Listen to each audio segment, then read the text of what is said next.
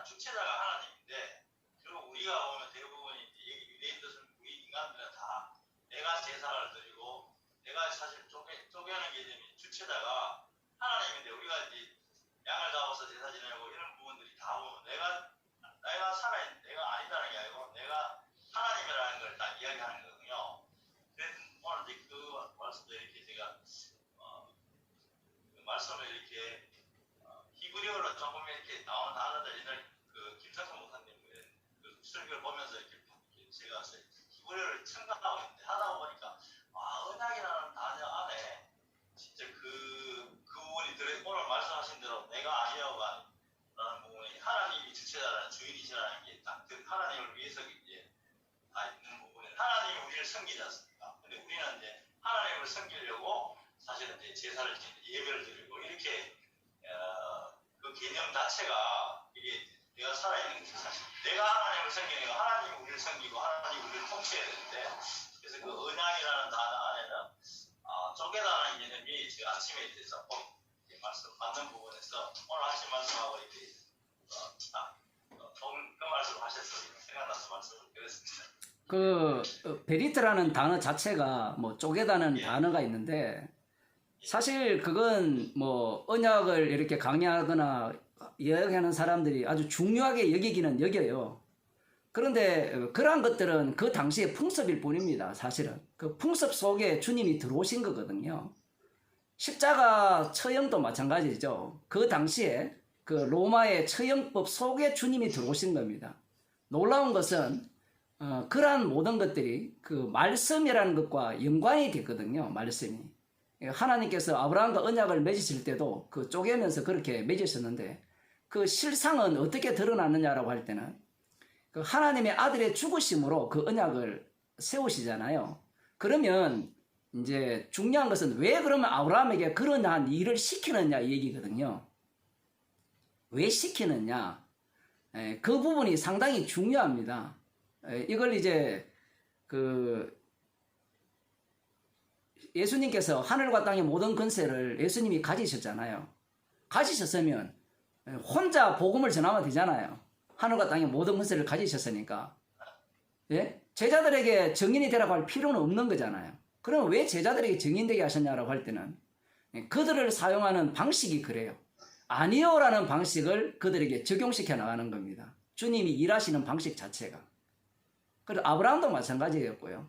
그래서 주께서 언약을 십자가로 완성하셨다라는 것을 어떤 식으로 증거해 나가느냐 할 때는 자기 백성에게 성령을 주셔서 그 자기 백성 가운데 어떤 일이 발생하느냐라고 할 때는 뭐 쪼갠다라는 표현이 나왔으니까 그 히브리서 말씀처럼 날마다 말씀으로 우리를 쪼개면서 우리의 몸 자체 속에서 십자가 사건이 반복이 되게 하시고, 그리고 이 내부에서 쪼개지는 것들이, 이 내 속에서 쪼개지는 것들이 외부와 타인과의 관계 속에서도 쪼개지는 일로서 십자가 사건이 현장화되도록 주님이 일을 하시는 겁니다. 제가 오늘 말씀하다가 이 약간 결론이 약간 밋밋했는데, 그 무슨 얘기를 제가 말씀드리려고 하는가 하면, 말씀이라는 자체는 우리가 소유할 수가 없잖아요. 십자가 복음도 우리가 소유할 수가 없어요. 그 얘기를 하고 싶은 겁니다. 그러면 소유할 수 없다는 말이 뭐냐라고 할 때는 주님이 지금 또 살아계셔서 친히 성령을 통해서 십자가 사건을 반복시킨다는 거예요. 반복시킨다는 말은 구약도 마찬가지였고 인간에게 그 어떠한 일을 맡긴 적이 없다라는 겁니다. 주의 일을. 분명히 예수님이 말씀하셨던 성령이 임하면 하늘과 땅의 모든 것을 내게 주셨다 했잖아요. 예수님 자신에게 주셨다 했으니까 내게 주셨으니 너희는 땅끝까지 이르러 내 증인이 되리라 했잖아요. 그리고 주님의 일만이 우리의 몸속에서 나타날 뿐이에요. 그 현장화되는 자리가 성도가 사는 자리거든요. 그래서 지금도 말씀으로 우리를 쪼개시죠. 쪼개시면서 그 쪼개는 것이 중요한 게 아니라 그 쪼개짐은 십자가 피를 증거하기 위한 쪼개짐이 되겠죠. 그래서 말씀을 다 알았다, 뭐 이제 진리를 알았다라는 것이 성립 자체가 안 돼요. 예, 그게 악마적 사고이기 때문에. 예.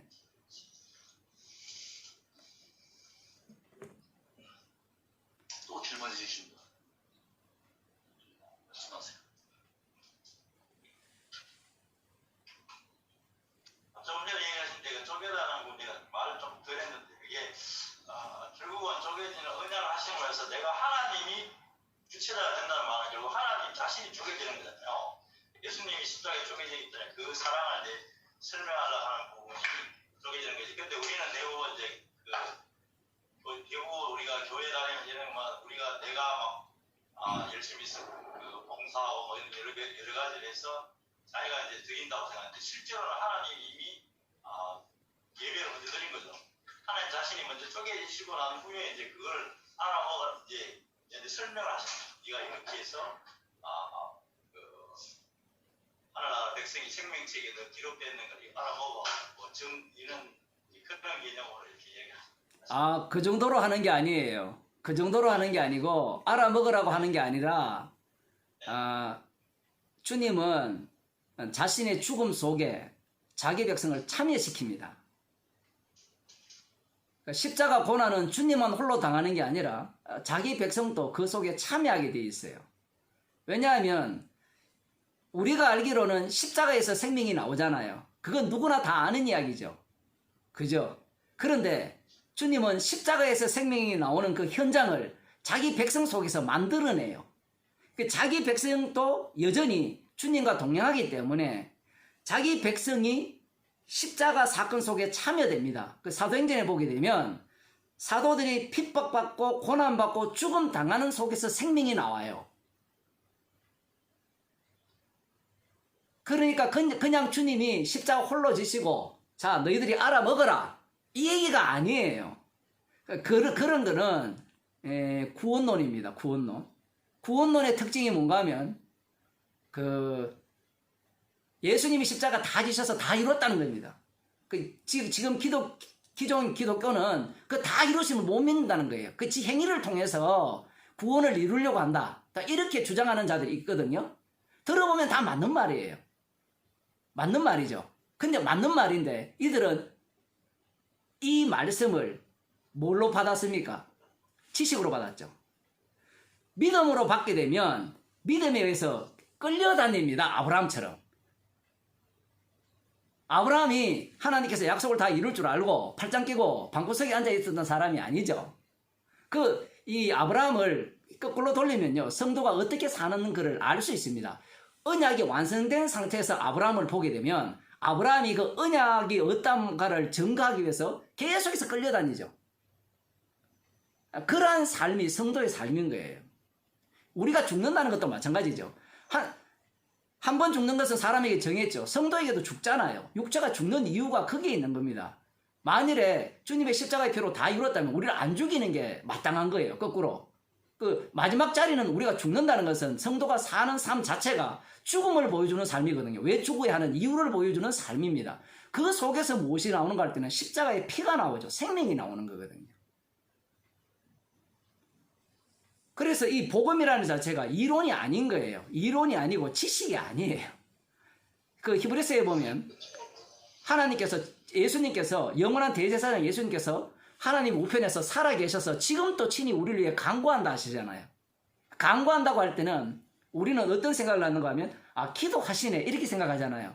그런데 예수님의 겟세마네 기도는 홀로 십자가에 친히 죽으시는 기도였습니다. 예수님의 기도는 친히 자신이 이루어내세요. 우리는 성령이 말할 수 없는 방식으로 기도한다니까 기도만 해주네 우리를 돕는 자시다 이렇게 하니까 그냥 돕는다 도력자 보혜사 이 정도로 생각하잖아요. 아니죠. 그럴 것 같으면 주님이 우리 안에 사실 필요가 없죠. 나는 이제 죽고 내 안에 그리스도께서 사신다라고 사도 바울이 표현하고 있잖아요. 그런 고백 자체가 의미가 없어지죠. 그런 고백 자체가 어떤 의미냐 할 때는 주님이 기도만 하시는 것이 아니라 영단번 제사 드린 그 사건으로 우리 가운데 주님이 친히 일을 하신다는 거거든요.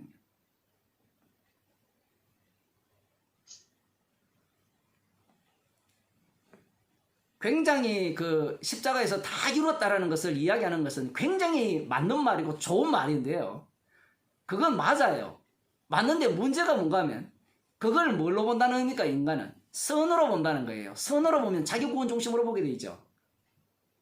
그런데 십자가에서 다 이루셨다라는 것을 관람자가 아니고 관찰자가 아니고 거기에 합류당한 자면 어떻게 되죠? 아, 십자가에 다 이루셨음을 증거하기 위해서 내 몸을 십자가 사건이 일어나는 현장으로 다루시네요. 이래 가는 거예요. 그러면 관람자가 아니고 관찰자가 아니라 어떻습니까? 날마다 죽는 자로 살아가죠. 그런데 많은 경우가 다락방이 되었던 신천지가 되었던 뭐 하나님의 교회가 되었던 뭐 김성수 목사님 이야기가 나왔지만 제가 이전에 김성수 목사님하고 편지를 한번 교환한 적이 있거든요. 오래전에 뭐 여러분 아시는 분은 아시는지 모르겠지만 김성수 목사님 다 아시는 분이에요? 네. 아무튼 뭐 그 당시에는 굉장히 괜찮은 분이었고 뭐 그 당시에는 뭐 미국에 계실 때인데 아무튼 놀랐어요. 복음을 안다는 자체가 되게 놀랐고 그래서 너무 기뻐했는데 좀 나중에는 약간 이렇게 옆으로 약간 완전히 좀 샜다라고 볼 수 있습니다. 문제가 뭔가 하면요. 그 뭐 저희 집에도 로마서나 다 있거든요. 모든 책이 다 있는데 복음 자체를 너무 연구를 해요. 연구하는 게 나쁜 게 문제가 아닌데 연구하고 제대로 알면 도달할 수 있다고 생각하는 거예요. 도달할 수 있다고. 연구하고. 제가 지금 중국에서 하는 모임하는 분들도 다 김성수 목사님 설교 뭐 마스터한 분도 있고 뭐 4년 5년 예, 진짜 여기 있는 목사님은 본인이 가르치기 위해서 김성수 목사님 책을 수천만 원어치 다 찍어내고 하여튼 뭐 다 공부를 해가지고 그렇게 교제하시는 분인데 이제 그분도 고민이 그런 부분들이었는데 처음에 만났을 때 저를 이렇게 거부했거든요. 왜 거부했냐 할 때는 자기 구원에 사로잡혀 있는 거예요. 자기 구원. 이 자기 구원이 날아가야 복음 속에서 살아가는 사람인데 나는 진리를 알았고 나는 생명을 알았고 나는 정말 죄인이고 나는 아무것도 할 수 없고 뭐 이런 이야기를 수도 없이 들었거든요. 그건 뭐 저도 그런 얘기를 똑같이 하는데 문제가 아무것도 할 수 없다는 말은 마음껏 사용해달라는 거거든요. 성경에서 하는 이야기는 주님 마음대로 가라면 가고 오라면 오라 이런 얘기인데 얘기를 들어보면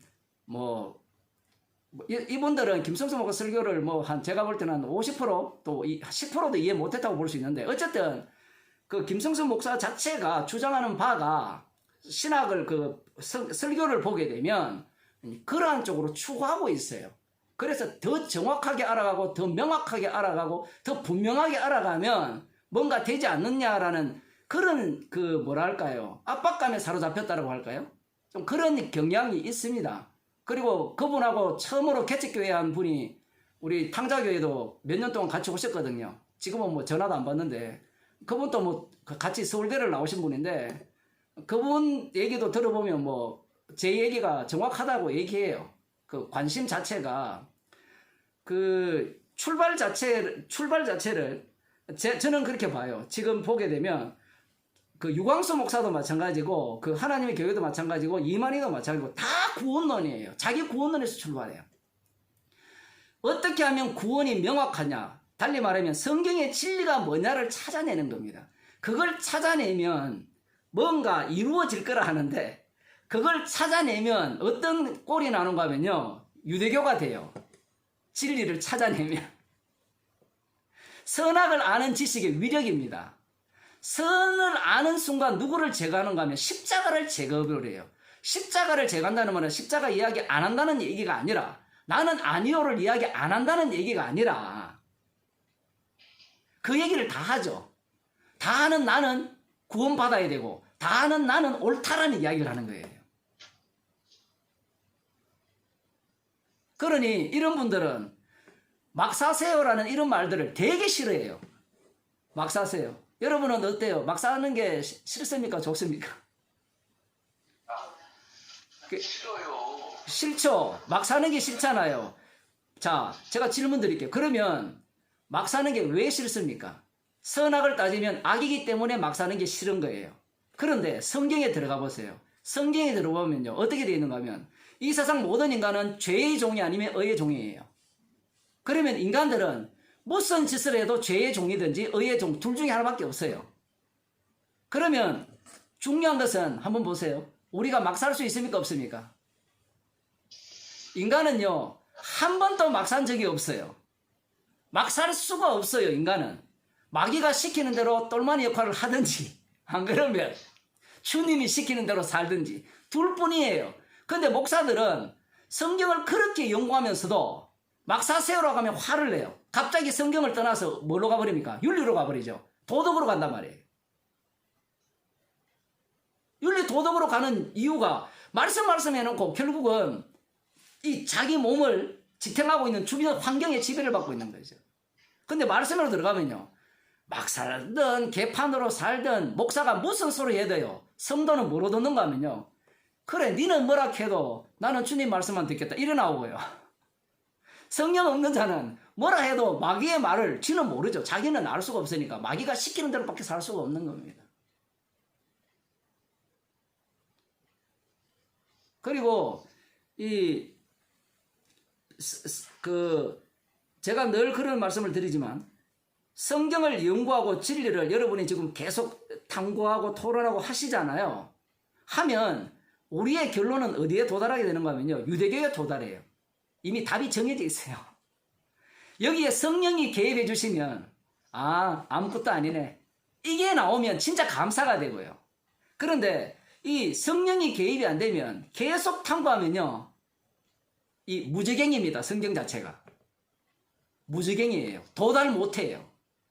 김성수 목사님이 왜 그런 언어를 왜 계속 연구했을까요? 찾아내겠다는 겁니다. 더 명확한 걸. 근데 그게 찾아져요? 못 찾습니다.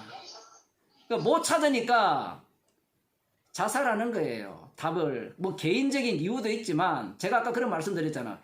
여러 이유가 있는데 마지막 이유는요, 복음이에요. 우리도 마찬가지죠. 복음이 우리를 지배하는 자가 성도지, 다른 것이 요인이 지배하면 성도가 아니잖아요. 본인이 답답해 미치죠. 그 한계를 어떻게 극복합니까? 교인들은 계속해서 똑똑한 사람들이 몰려오죠. 이 성경 박사들만 다 몰려오잖아요. 그 교회는 제가 알기로는 대부분 그런 사람들이 몰려오니까 웬만한 거는 뭐라고 하는가 하면 다 들었다는 거예요. 다 들어봤다는 거예요. 근데 사도 바울이 뭐랍니까? 내가 너희에게 쓰는 말은 새로운 말이 아니라 하죠. 했던 말을 한다는 거거든요.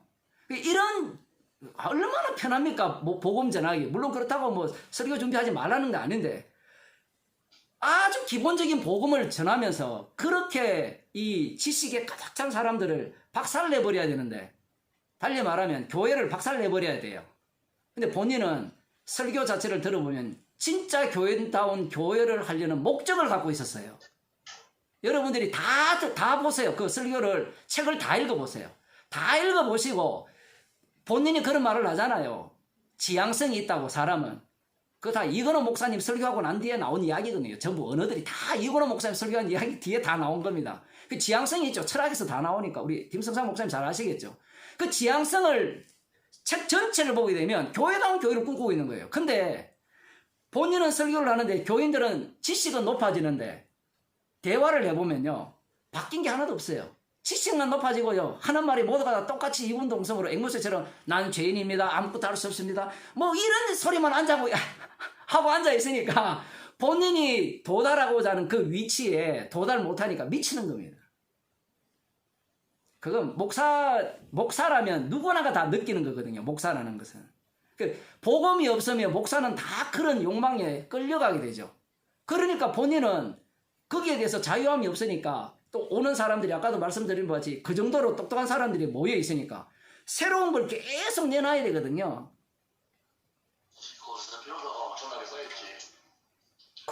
미치죠. 잠을 뭐 2시간, 3시간 잔다는데 사람 2시간, 3시간 자면 정신병 걸립니다. 그건 육이라는 게 한계가 있기 때문에. 그러니까 얼마나 미치겠어요. 근데 보세요. 돌아가시고 나니까 전부 비디오 틀고 앉아 있잖아요. 새로운 게 없어도 된다니까요. 아무튼 그러한 겁니다. 예. 그래서 아까 다시 돌아오면 제가 좀 말이 길어졌지만, 이 성령이라는 분은요, 활동하시는 분이에요.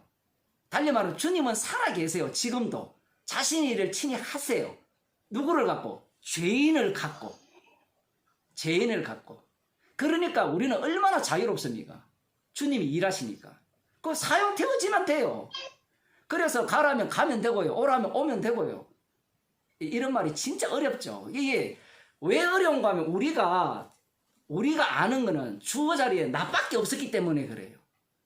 주님이 이 교체 작업을 이루어 주셔야 되는데 듣는 것도 계속해서 가라면 가고 오라면 온다는 이런 말씀을 듣지만 내가 가야 되고 내가 와야 되고 내가 이걸 어릴 때부터 갓난아기 때부터 이 몸속에서 DNA를 통해 유전까지 받았으니까 얼마나 그게 듣기 어렵겠어요. 그러면 주님 모르겠습니다. 죄인 중에 개수입니다. 이래 나오면 되는데 그걸 또 해내려고 또 덤벼들잖아요. 그러니까 정신병 안 걸리겠습니까? 네, 혹 또 다른 질문 하신. 뭐 너무 이제 그동안 이제 많이 우리가 이제 궁금해했고 그다음에 이제 저도 늘 생각하는 게 사실은 이제 여러 가지 이유에서 표면적으로만 이제 저희가 서문화 교회라고 하는 얘기를 했고 실제로는 저희가 이제 골방교회를 추구를 했고 그렇게 여태까지 지내왔어요. 그리고 또 지금 또 목사님 말씀하신 것처럼 목사님이 저희 골방교회를 또 이제 해체해 주셔야 저희 양들이 이제 베드로와 말씀을 듣고자 이렇게 저는 이제 말씀하신 것처럼 그런 거는 또 뭐 자연스럽게 뭐 내 교회를 꼭 지켜야 된다. 우리 교회가 무슨 뭐 부서지면 안 된다. 저는 이제 그런 거에서는 이제 다른 목사님보다 좀 비교적 자유로운 것 같습니다. 그래서 이제 흔쾌하게 장로님께서 이런 굉장히 저한테는 일생일대 기회라면 기회고 그런 기회를 또 주셨고 또 지난 몇 주간에 일어난 일을 보게 되면 이거를 천천히 하려는데 천천히 하지 말고 바로 안 뺏겨버리더라고요. 이렇게 사건을 이제 만드셔갖고 제가 이제 그게 맞는지 아닌지도 모르는데 제가 그런 사인을 좀 받았고 해서 이렇게 너무나 이제 오늘 중요한 그런 역사적인 자리가 마련된 게 아닌가. 저희 측면에서 그게 목사님은 그냥 하시는 데도 많은데 더 우리가 부담만 이제 가중시키는 게 아닌가 그런 송구함이 좀 있습니다. 그런 생각은 그런 생각은 하시지 마세요. 우리는 시키는 대로 해야 되는 사람이기 때문에. 저도 마찬가지입니다. 그러니까 그래서 저 오늘 말씀하신 거를 저희가 이제 잘 정리를 해서 그다음에 오늘 참석하지 않은 사람도 많거든요. 그래서 이제 그분들하고 제가 다 이제 나눠주고 또 말씀을 또 이제 다시 한번 저희 곱씹고 그다음에 이제 중요한 왜냐하면 너무나 중요한 말씀이 아까 다 지나가가지고 저희는 적어서 봐야 돼요. 말씀하시는 게 너무 함축적이고 중요한 얘기가 많기 때문에 저희가 좀 이렇게 적어서 녹취록이라도 해서 저희가 잘 연구한 다음에 그 문제 하나하나를 이제 자꾸만 또 진도 나가시려고 하니까 저희가 필요하면 다시 한번 여쭤보겠습니다. 다음 주에. 그리고 또 이제 필요하시면 또 이제 그 시간을 좀 주시고 그다음에 또 이제 연이어서 이제 설교를 해주시면은 저희가 또 받고 이런 상태로 하다 보면 이제 나중에는 이제 뭐 목사님 원하시는 대로 바로 말씀하시면 바로 질문이 되고 이제 저희가 그런 수준에 올라오지 않을까 이제 그런 생각이 제가 좀 듭니다. 오늘 설교 들어보니까. 네, 뭐 편한 대로. 저는 이제 그런 거거든요. 우리가 복음을 지내보면 이렇게 저는 무슨 얘기를 하는가 하면 은혜만 받으면 돼요. 사실은 설교라는 것은 은혜만 받으면 되는데 우리의 마음 자체가 어떤 마음이 강렬한가 하면요. 이 알미라는 것에 대해서 굉장히 민감해요. 방금 또 목사님이 말씀하셨다시피 알아듣지도 못하는 부분도 있고 이해 못하는 부분도 있고 뭐 여러 가지들이 있잖아요. 그죠? 저는 우리 교인들한테도 그런 얘기 하거든요. 우리 여기 아까 제가 말씀드린 그 목사님 같은 경우에도 뭐 이 강의를 들을지 모르겠지만 다 하려고 하거든요. 다. 제가 늘 묻는 게 그 알아서 뭐 하시게요? 제가 물었어요. 아니, 그 제가 지금 말씀드린 거는 이제 말씀이 너무 깊고 하니까 물론 알려고 하는 그 기본 베이직이 저한테 있고 그런데 지금 안 들은 사람들이 있으니까 예, 예, 예, 이제 그 부분을 이제 이렇게 설명을 드리고 예, 그 다음에 이제 여기서 이제 뭐 아까 그 말씀하신 김성수 목사님하고 연결된 분이 이제 요 집사님하고 저고요. 아, 그래요? 예, 아, 그거 아니고 그렇거든요. 예, 그러니까 예, 이제 말씀하신 거를 예, 저희가 이제 뭐 막 분석을 하고 막 알고 그런 하는 측면이 기본 베이직이 있지만 그거보다도 이제 말씀이 좋으시고 하니까 저희 아직 안 들으신 분들도 좀 듣고 같이 이제 이런 얘기가 있고 또 동참도 시켜야 하고 또 여기 그 저기 뭐 목사님들도 이제 차후로는 제가 초빙을 좀 많이 장로님하고 좀 이렇게 시도를 하려고 합니다. 그래서 이제 그런 부분도 있고 또 그리고 또 제가 한번 그 목요교육에서 그 목사님 옛날에 그 마태복음 이제 강의하신 거 2개 있어요. 예, 맞아요. 예, 예, 그거를 제가 듣고서 너무 좋아가지고 예, 제가 그 말씀을 이제 녹취를 해서 예, 이제 우리 목사님들하고 이제 토의를 했는데 예. 그 목사님들이라서 그런지 별로 달가워하지 않더라고요. 그 못 알아들어요. 무슨 말인지 못 알아들어요. 못 알아들으니까 예, 예. 바로 그거 제가 지금 예, 알매 욕망이 강한 게 아니고요. 예, 지금 못 알아듣는 상태예요. 예, 무슨 말인지 알겠습니다. 예. 그, 그러니까 제가 그, 그렇게 해서 예, 저희가 이제 목사님 말씀하시는 걸 이제 알아듣는 상태가 되잖아요. 예, 그러면 이제 자유롭게 좀 토론도 되고 또 질문도 되고 그다음에 이제 목사님도 스타일도 저희가 좀 이제 많이 친숙해지면 예, 또 그다음에 이제 이해도라든지 그런 게 이제 많이 좋아지면 또 그렇게 되면 저희도 이제 어느 순간에 이제 목사님처럼 이제 자유롭지 않을까. 목사님도 이 말씀 준비하려고 막그 김성수 목사처럼 막 새벽 2시까지 막 애쓰거나 그러시진 않으시죠? 저는 설마. 자야 됩니다. 자야 되고, 그리고 저는 저는 원래 공부를 이렇게 뭐 못한 거는 아니었는데 막 이렇게 하는 사람도 아니고요. 지금 같은 경우에는 이런 거죠. 말씀을 준비하려면 몸부림치죠. 왜냐하면 말씀이 어떻게 표현하나 이 공부를 해가지고 정보를 갖고 이렇게 전달하는 것 같으면 쉽잖아요. 뭐 가르치는 거니까. 근데 복음이라는 것은 제 설교에서도 말씀드린 바와 같이 새롭게 되어야 되거든요. 몇 년 전에 한 그 마태복음과 지금 이야기 복음이 달라야 된단 말이에요. 그러니까 이제 힘들고 뭐 당연히 고민하고 종일 그렇죠. 뭐 지금 같은 경우에는 매일 설교를 준비를 하고 제 같은 경우에는 이제 원고를 계속 쓰기 때문에 물론 이런 강의들은 제가 원고를 안 써요. 원고를 쓰니까 이 강의 전할 때 말씀 전할 때 너무 얽히는 게 많아가지고 설교는 다 원고를 쓰거든요. 출애굽기나 창세기나 다 원고를 쓰고 있는데 뭐 준비를 해야 되죠. 목사 갈 일은 그것밖에 없으니까 뭐 다른 게 없으니까. 예. 근데 그분처럼 뭐 2시간 자고 이렇지는 않습니다. 그러니까 뭐냐면 제가 목사님 이제 김성수 목사 후반전에 보게 되면 제가 왜 쫓기고 있다는 느낌을 강렬하게 받았고 예. 저 양반이 쉬지 않으면 죽는다라고 하는 제가 느낌을 받았어요. 근데 이제 목사님은 이제 그보다 더 지난번에 마태복음하고 오늘 마태복음이 완전히 다른 얘기고 더 심오하고 또 그 말씀도 너무 좋았거든요. 그리고 이제 그래서 제가 이제 말씀을 이제 알아듣게 하는 정도, 그다음에 이제 안 듣는 사람한테 이렇게 좋은 말씀이 있다.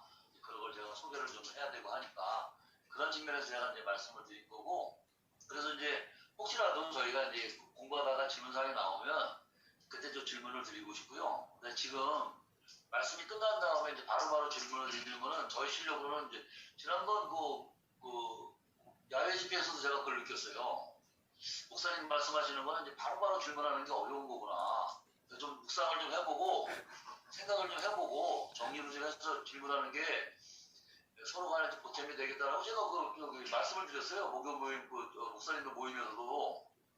근데 이제 그게 잘 수렴이 안 돼서 일부라도 제가 이제 그렇게 하려고 시도를 했는데 이제 마침 또 이제 어떤 일이 일어나가지고 이제 저희가 이제 안 되겠어가지고 급하게 하고 그래서 이제 저희 수요예배를 이제 목사님하고 대화하는 거로 제가 지금 대체하고 그다음에 나머지 시간은 좀 이제 뭐 저희가 하던 거 있으니까 이제 그거 마저 하고 이제 그렇게 하기로 이제 장모님하고 얘기가 잘 돼갖고 오늘 이제 이렇게 중요하게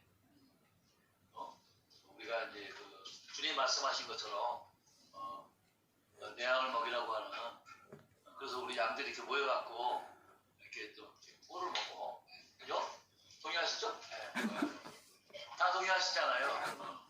그래서 이제 저희가 앞으로 이제 그렇게 하겠습니다. 강도사님은 혹시 뭐 질문 같은 거 하실 말씀이나?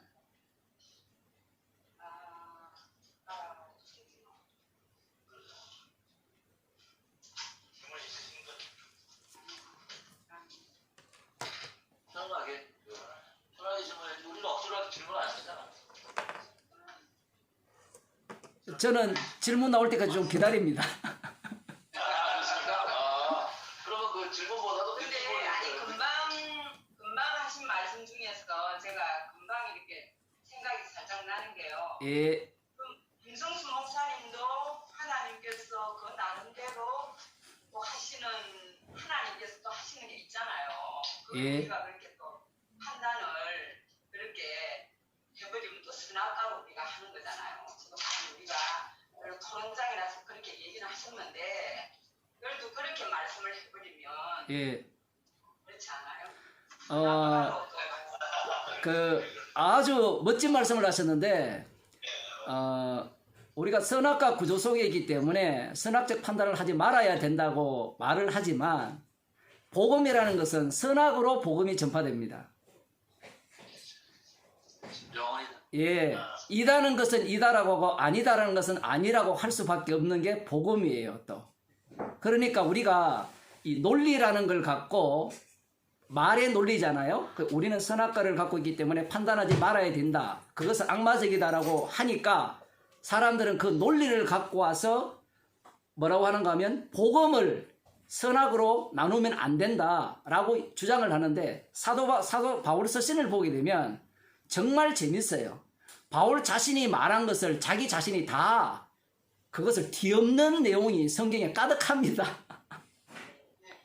가득해요. 논리적 모순을 성경에 가득 채워놨습니다. 우리는 십자가 복음을 전하는 사람이에요.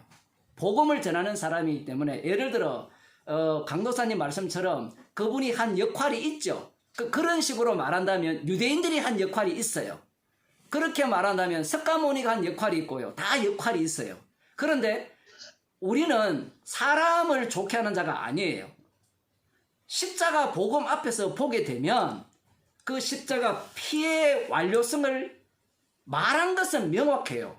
그런데 문제가 뭔가 하면 그 주대심 자체, 주님이 십자가에서 다 이루신 일을 지금 또 홀로 하고 계시는데 그 일에 대해서 믿지 못한다는 겁니다. 표현을 하면. 결국은 달리 표현하면 그 메시지 자체가 구원론적으로 빠져 있다라는 거예요. 설교 전체가.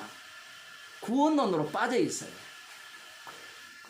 구원론으로 빠져 있다는 그 증거를 보게 되면 죄송합니다만은 서문화교회 다니시는 분들 한번 만나서 대화를 나눠보세요. 여러분들은 지금 마음이 열려서 복음적 대화를 할 수 있는 여지가 있을지 모르지만 그런 분들은 다 알아요. 더 이상 뭐 할 얘기가 없어요. 표현을 하자면 그 구원을 다 받았기 때문에 진리를 알기 때문에 설교 전체가 그런 식으로 흘러가고 있고요. 뭐 아까 쫓긴다는 것은 자유함이 없는 건데 그 이유도 마찬가지죠. 자꾸 자기가 모든 걸 해야 되니까. 우리는 목사님은 이제 목사님이시기 때문에 죄송합니다만은 아까 그런 말씀을 하셨는데 이런 성령께 사시거든요. 성령께 사실 때는요. 각자의 모양이 다르고 지식이 다르고 다 달라요. 그런데 은혜라는 것은 동일하게 주어져요. 근데 우리는 그 은혜라는 것조차도 자꾸 오해를 자꾸 하거든요. 뭔가를 오해를 하고. 이는 목사들만 있을 때 얘기해야 되는데 그 성도들 염려할 필요 없어요. 주님이 친히 기르시고 먹이시기 때문에 그런 부분이고요. 그러니까 강도사님 말씀하신 대로 그 저의 논리에 의해서 당신이 그렇게 말하면 안 되냐는 말은 맞긴 맞아요. 그런데 복음적 입장에서 십자가 복음의 입장에서 보게 되면 그분의 그 신학 자체는 구원론이고요. 그리고 그분과 함께하는 분들이 있죠. 그 이장무 목사라든가 신용신 목사 그리고 강구만 장로 다 제가 그 조금씩 아는 분이고 강구만 장로님은 제가 조금 많이 알죠. 많이 알고 다 아는 분들인데 그분들 자체가 추구하는 게 있어요. 추구하는 게 교회다운 교회예요. 강구만 장로는 교회다운 교회라기보다는 자기가 왕노릇하고 싶은 거고요. 뭐 다른 거 없습니다. 그런 배우들을 또 다 알고 있기 때문에 뭐 그런 마음은 있어요. 참으로 주님이 그 김성수 목사를 자살하기 위해서 그 사람을 붙였다고 볼 수 있는데 직접 이건호 목사님을 만나서 대화를 나눴으면 얼마나 좋았을까? 난 그런 생각을 했어요. 왜 그런 사람들의 말을 듣고 자기 설교가 막 바뀌어요? 그 사람들이 가서 막 이건호 목사 욕을 하고 이러니까 갑자기 이건호 목사를 공격하고 설교가 막 그렇게 바뀌거든요. 아, 참 어리석죠. 그분은 순수한 거예요. 순수한 게 망한 겁니다. 아, 이 사람들이 진짜 그 속에 있었으니까 알 거라 생각하는데 지금 우리 김동수 장로님 계시잖아요. 저랑 한 4년 정도 됐거든요. 김동수 장로님이랑 저랑 동일시하면 안 돼요. 여러분들도. 제가 하고 싶은 얘기는 장로님한테는 죄송한 이야기다만은 사람이 자꾸 그렇게 착각을 해요. 아, 저 사람이 그러니까 저 사람이 그럴 거다. 맞을 거다 하는데 저는 그렇거든요. 어떤 이야기가 들리면 직접 만나서 묻습니다. 왜 그랬냐? 무슨 일이냐? 왜 나에 대해서 그런 말을 했느냐? 제가 김성수 목사님한테 편지 쓴 이유도 그런 이유거든요. 그 십자가 마을 사람들이 김성수 목사를 욕을 엄청 했어요. 그 당시에.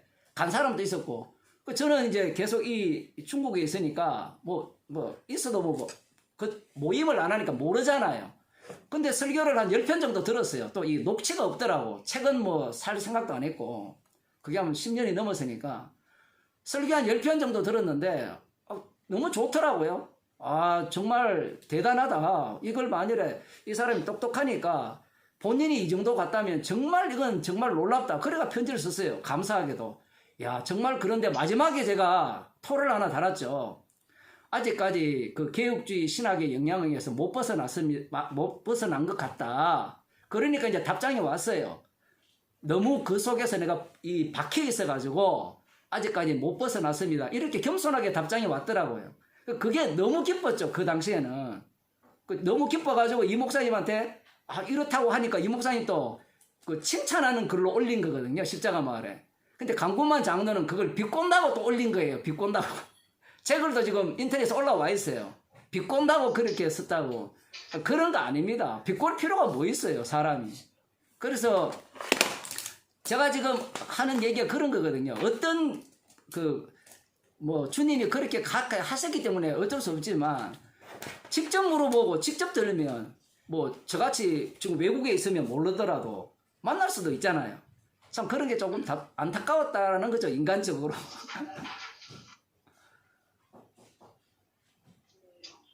핑계는 그러더라고요. 이미 이건호 목사님 만날 수 없던 게 공황장애, 새로운 사람을 만나는 거가 힘든 상황이 이미 이제 진행이 돼서 과거에 알았던 사람들, 그런 사람들은 만나는데 새로운 사람 만나는 게 좀 힘들다고 하더라고요. 공황장애 자체가. 그래서 이제 그렇게 좋은 기회가 이제 안 주어지고, 그 다음에 본질적으로는 부분적으로 어떤 내용을 가져갔으면 그게 가능했다고 봐요. 매우 겸손한 사람이니까 추천을 받았을 거라고 봐요. 근데 이게 부분이 아니고 만약 전체였다면 네. 아마 약간 힘들지 않았을까. 그렇죠. 솔직하게 인정했어야죠. 성도들한테 다 가져왔다. 이거는 목사님 신학을 다 가져왔다 이렇게 인정을 했어야 되는데 그거가 힘들었던 것 같아요. 예, 그걸 벗어나려고 원어 연구하고 아람어하고 그런 거예요. 뭔가 달리 해보려고. 아니 달리 할 게 뭐 있어? 해 아래 세계 없는데. 글쎄 말입니다. 그래서 이제 그러한 이제 상황이 좀 있지 않았나. 그러니까 제가 이제 그동안 그 목사님 그 김성수 목사에 대해서 이제 그 공부도 하고 연구도 해보고 결과, 그다음에 이제 장로님 만나 뵙고 이렇게 살펴보니까 제가 조심스럽게 말씀드리는 거예요. 그러니까 그러한 그 영향이 있지 않았나. 저는 이제 그런 상황이 있지 않았나. 근데 이제 반면에 다행스러운 건 이제 목사님 말씀 너무나 듣고 나는 언제 저런 걸 다 이제 연구를 할까 그런데 제가 김성수 목사님한테 느꼈던 그런 위기감 그건 전혀 못 느끼고 제가 편안함을 느끼니까 아이고 상당히 도전이 됩니다. 예, 그 우리는 뭐 성도님들 마찬가지고 제가 늘 그런 얘기하거든요. 성도님들이 이런 제 설교를 듣고 들으면 야 목사님 말씀처럼 언제 저렇게 알아서 언제 저렇게 명확히 해서 복음을 전할까? 제가 그런 얘기를 많이 들어요. 그래서 제가 그런 얘기합니다. 아는 만큼 전하라고요. 주신 만큼. 주님이 복음을 전하지 당신의 말과 지혜로 하는 것이 아니라 했잖아요. 성경에 보면. 사람의 말과 지혜로 하면 아니거든요. 근데 자꾸 우리는 말과 지혜로 접근을 하려고 해요. 이게 걸림돌이에요. 오히려 내가 복음 전하는데 걸림돌이 되거든요. 그런데 어느 세월에 다 알겠습니까? 새로운 게 계속 나오는데. 예. 우리 제 이야기를 좀 말씀드리면, 제가 이제 어릴 때 대학생 때 이건호 목사님이 저희 교회에 부임이 오셨거든요. 제가 농촌교회에 다녔었는데, 부임이 오셔서 이제 이 복음을 듣게 되었는데, 그 당시부터 이제 이건호 목사님한테 배우는 사람들이 되게 많았어요. 많았는데, 대부분 사람들이요, 관심이 이 목사님을 따라가려고 해요. 저도 그런 마음이 있었거든요. 유혹되잖아요. 이거 잘하고 싶잖아요. 그런데 백날에 보세요. 못 따라갑니다. 주신 은혜가 다르기 때문에 그래요. 지식은 따라갈 수 있더라도요. 은혜는 못 따라가요. 은혜는 내가 잡을 수 있는 게 아니에요. 그런데 지식조차도 주님이 주신 은혜 속에 포함이 되어버리거든요. 그러면 그건 흉내밖에 못 내요. 그 흉내밖에 못 내니까 결국은 자기 아는 자랑을 하는 거예요. 결국은. 그런 사람은 오늘 제가 말씀 전한 그와 정반대로 가버립니다.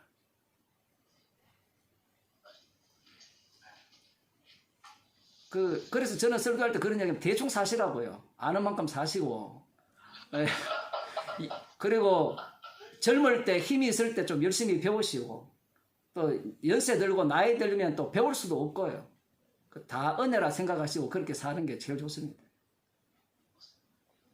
그래서 저희가 이제 저희는 그래도 연세들이 좀 높으신데도 불구하고 일반 분들보다는 좀 이렇게 열심히 하려고 노력을 많이 하더라고. 근데 그것도 하고 싶은 마음을 의외로 주셔야지 하는. 그렇죠. 예.